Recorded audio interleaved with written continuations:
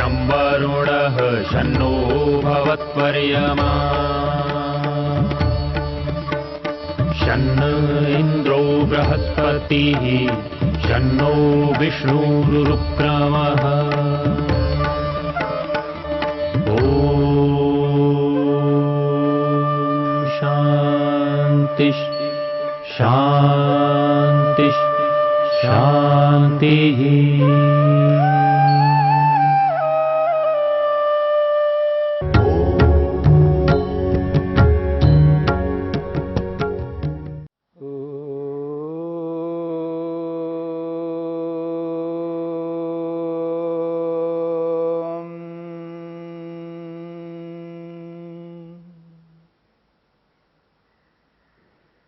साधन पाद के 5वें सूत्र को लेकर के विचार चल रहा है। इस सूत्र में महर्षि पतंजलि ने पांचों क्लेशों में पहला क्लेश अविद्या, उस अविद्या की परिभाषा को प्रस्तुत किए। अनित्या शुचि दुखानात्मसु नित्य शुचि सुखात्मख्यातिरविद्या। अनित्य को नित्य समझना, अशुद्ध को शुद्ध समझना, दुख को सुख समझना और जड़ वस्तु को चेतन वस्तु समझना अविद्या है। अविद्या के इन 4 भेदों में हमने 2 भेदों के विषय में विचार किया। अनित्य को नित्य समझना और नित्य को अनित्य समझना, ये एक भेद है। अशुद्ध को शुद्ध समझना और शुद्ध को अशुद्ध समझना, यह दूसरा भेद है। तीसरा भेद है दुख को सुख समझना और सुख को दुख समझना, ये तीसरा भेद है। तीसरे भेद के विषय में महर्षि वेदव्यास यहां पर लिखते हैं, तथा दुखे सुखख्याति ही दुखे सुखख्याति इति वक्ष्यति। महर्षि वेदव्यास कहना चाहते हैं, दुख में सुख बुद्धि रखना, दुख को सुख समझना, ये अविद्या है। कौन ऐसा व्यक्ति होगा जो दुख को सुख समझ ले, पर समझता है, पर उस व्यक्ति को यह बोध नहीं हो पाता। और दुख को सुख समझना और जो सुख है उस सुख को दुख समझना कितनी बड़ी अविद्या है। इस संबंध में महर्षि वेदव्यास कहते हैं, वक्ष्यति वक्ष्यति आचार्य। आचार्य महर्षि पतंजलि इस दुख को सुख समझने की बात को लेकर के वक्ष्यति कहेंगे आगे चल करके। इसी साधन पाद के 15वें सूत्र में स्पष्ट करेंगे। और यह दुख को सुख समझना कितनी बड़ी भूल है और इसकी विस्तार से व्याख्या करके समझाया गया है। इसलिए इस दुख को सुख समझने की स्थिति को लेकर के महर्षि पतंजलि ने एक अलग सूत्र बनाया, एक व्यापक बात कही है उस सूत्र में। कैसे व्यक्ति दुख को सुख समझता है। परिणाम ताप संस्कार दुःखै गुणवृत्ति विरोधाच्च दुःखमेव सर्वं विवेकिनः। यह सूत्र है, ये 15वां सूत्र है, इसी साधन पाद का है।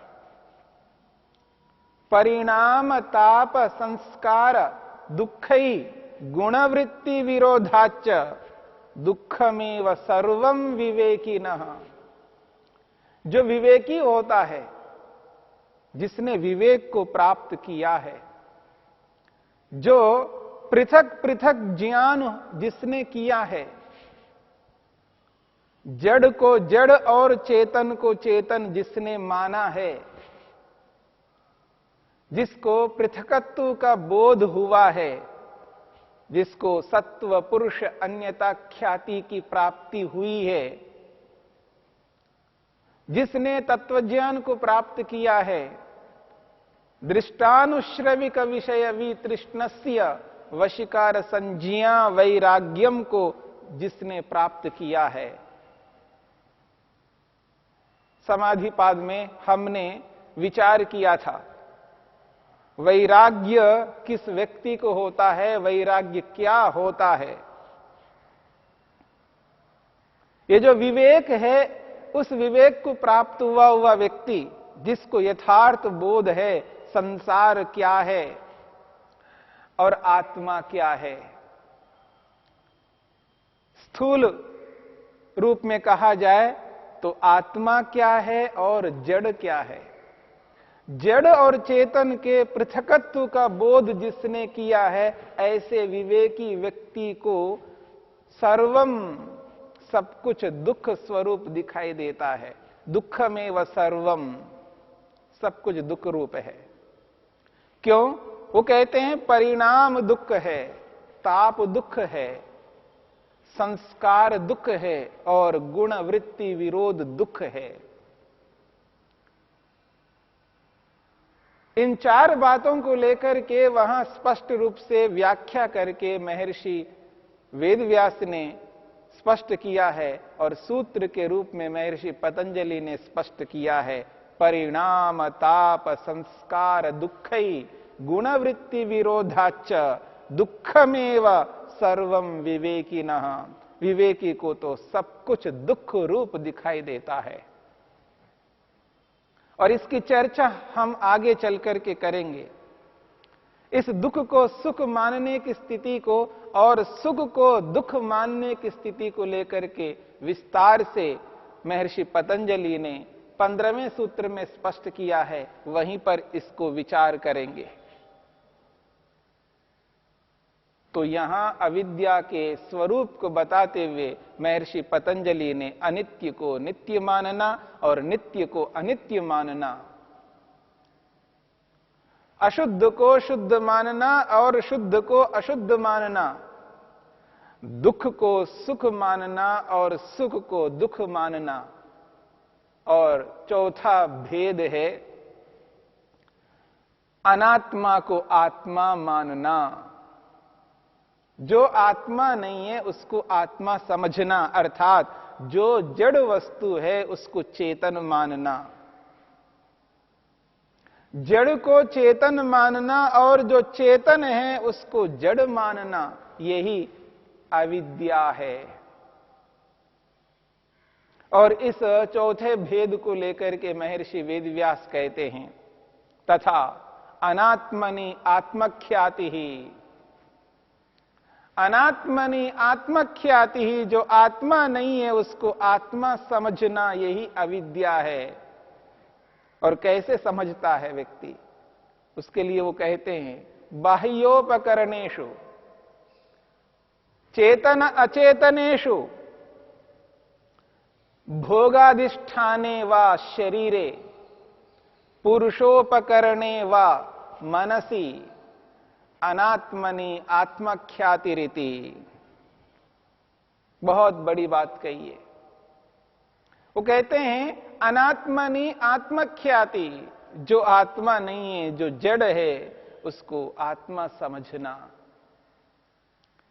उदाहरण दिया बाह्योपकरणेषु, जो बाह्य उपकरण हैं, जो बाह्य साधन हैं। यहां पर उपकरण कहते हैं साधन को, जिसके माध्यम से प्रयोजन को पूरा किया जाता है, जिसको अपना करके अपने प्रयोजन को हम पूरा करते हैं, उस माध्यम को यहां पर उपकरण शब्द से स्पष्ट किया है। बाह्योपकरणेषु, जो बाह्य उपकरण है, साधन हैं, और वो दो प्रकार के साधन हैं, चेतन अचेतनेषु। एक तो चेतन के रूप में, एक अचेतन के रूप में।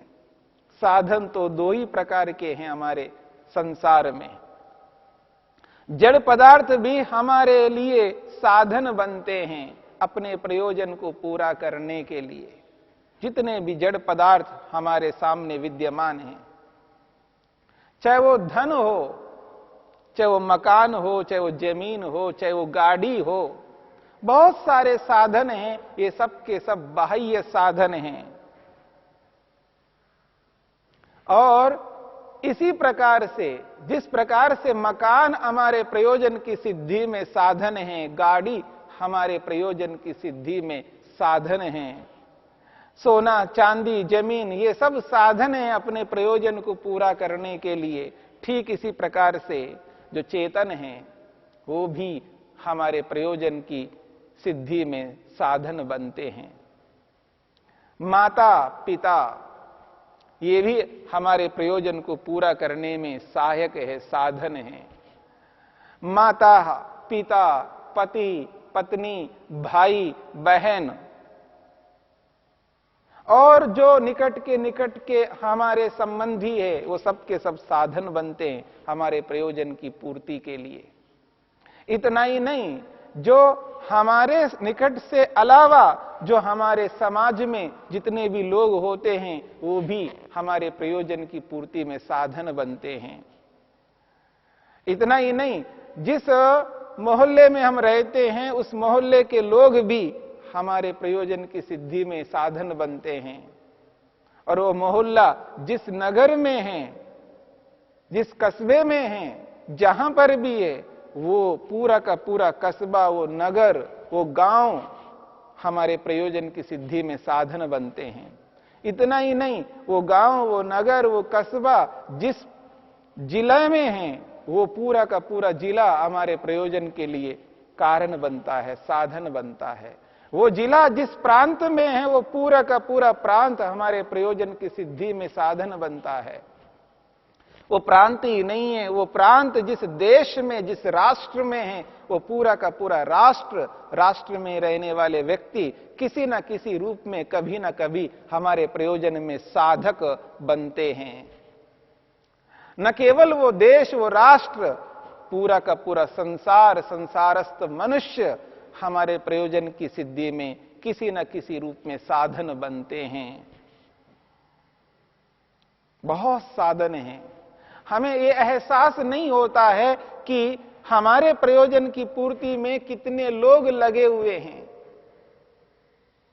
आप देखेंगे, जब व्यक्ति एक समय का भोजन कर रहा होता है, एक समय का भोजन, उस एक समय के भोजन में वो इतना सा चावल खाता है, रोटी खाता है, सब्जी खाता है, दाल खाता है, दही खाता है, फल खाता है, जो भी कुछ वो भोजन के समय में खाता है, वो एक समय के भोजन के पीछे न जाने कितने लोगों का सहयोग मिला है, उस व्यक्ति को बोध नहीं हो पाता है। वो कभी इस विषय में मूल्यांकन नहीं करता, इस विषय में वो समझता नहीं है, इस विषय के बारे में सोचता नहीं है। लेकिन जो व्यक्ति सोचता है, विचार करता है, उस व्यक्ति को ये बोध होता है कि एक समय के भोजन के ग्रहण करने में कितने लोग मुझे साधन के रूप में प्राप्त हुए हैं, जिनके कारण से आज मैं इस एक समय का भोजन ग्रहण कर पा रहा हूं। वो जो चावल है वो कहां से आए हैं, कहां उत्पन्न हुआ है, और कहां से लेकर के यहां तक हमारे घर तक आने के लिए कितने लोग उसमें सहयोग किए हैं। जो फल खाते हैं, उस फल के लिए कितने लोगों ने मेहनत किया होगा। जहां उत्पन्न होता है वहां से लेकर हमारे घर तक आने तक कितने लोगों का सहयोग रहा है। ऐसे आप दाल को लीजिएगा, रोटी को लीजिएगा, सब्जी को लीजिएगा, पता नहीं हम जो भी खाते हैं एक समय के जो भोजन है, उसके पीछे आप कल्पना करके देखिएगा, सैकड़ों नहीं, हजारों नहीं, लाखों नहीं, करोड़ों आत्माएं। और मैं ये कहूं, जिनको हम गिन नहीं सकते, अनगिनत आत्माएं हमारे एक समय के भोजन के पीछे कारण बन रहे हैं। बहुत सारे कारण हैं।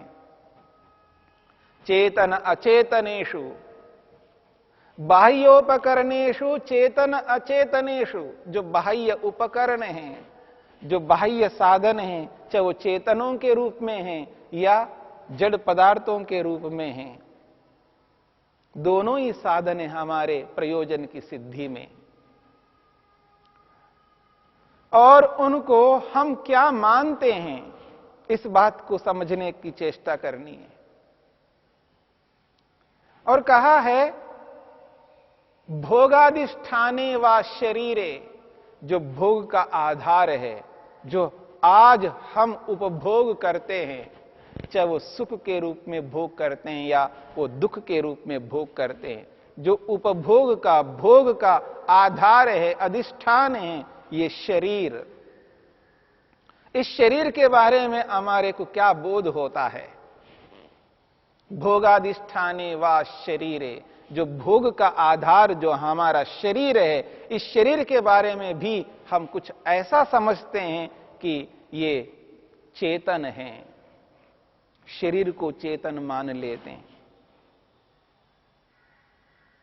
और एक बात कही है, पुरुषोपकरणे वा मनसी, बहुत बड़ी बात कही है। पुरुष का यानी आत्मा का जो निकट उपकरण है, साधन है, आत्मा के लिए बहुत सारे साधन हैं। जैसे शरीर एक साधन है, इंद्रियां साधन हैं, चाहे वो ज्ञानेंद्रियां हो, कर्मेंद्रियां हो। जैसे बाहर के जड़ पदार्थ जिन जिनको हम अपनाते हैं वो भी साधन हैं, और जो चेतन हैं, माता पिता आदि जितने भी चेतन पदार्थ है, वो भी साधन है हमारे प्रयोजन की सिद्धि के लिए। लेकिन पुरुषोपकरणे वा मनसी, जो पुरुष यानी आत्मा, आत्मा का जो निकटस्थ साधन है, जिसके बिना हम कुछ भी नहीं कर सकते, मनसी, उस मन को। पुरुषोपकरणे वा मनसी, ये जो पुरुष का निकटस्थ साधन है, आंतरिक साधन है, जो मन के, आत्मा के निकट रहता है। आत्मा मन से दूर कभी नहीं होता, सदा आत्मा मन के साथ में रहता है। यूं कहिए, मन सदा आत्मा के साथ रहता है। उस मन को भी यहां पर माना जा रहा है चेतन। पुरुषोपकरणे वा मनसी, यहां पर कहा जा रहा है बाह्य जो उपकरण हैं, चाहे वो चेतन है अचेतन है। अचेतन जड़ तो साक्षात है, पर जो चेतन है, चेतनों में जो आत्मा है, उसको नहीं लिया जा रहा है। उन चेतनों के जो शरीर है उनको लिया जा रहा है, उनको आत्मा माना जा रहा है, उन शरीरों को आत्मा माना जा रहा है। और जो हमारा ये भोग का आधार रूपी शरीर है, इस शरीर को भी आत्मा माना जा रहा है। और जो मन है, जो आत्मा का निकटस्थ साधन है, उस मन को भी आत्मा माना जा रहा है। अनात्मनि आत्मख्याति, ये जो अनात्मा है, इस अनात्मा को आत्मा माना जा रहा है। यही अविद्या है। इस अविद्या की व्यापकता को समझना है।